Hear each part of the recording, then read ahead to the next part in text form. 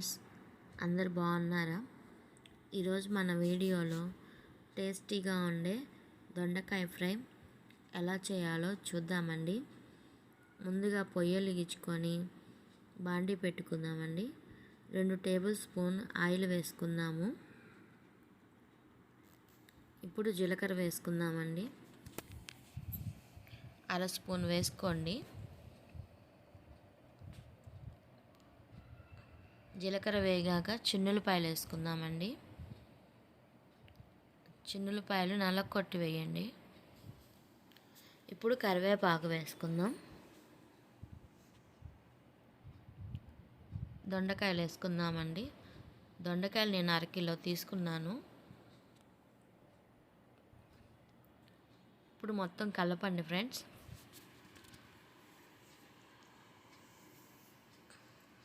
బాగా వేగనిద్దాము.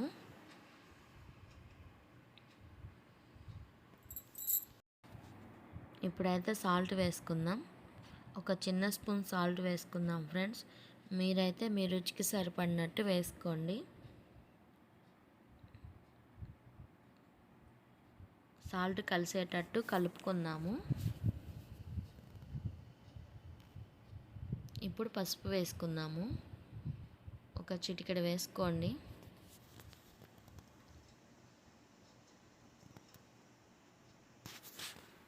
ఒక 5 నిమిషాలు వేగనిద్దాం ఫ్రెండ్స్.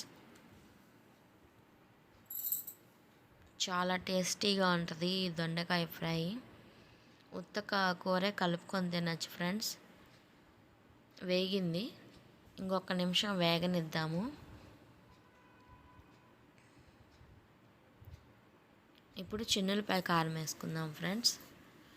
చిన్నులపాయలు కొంచెం కారము లైట్గా సాల్ట్ వేసుకొని దంచుకొని, చిన్న రోలు ఉంటే చిన్న రోట్లో దంచుకొని వేసుకుందాం ఫ్రెండ్స్.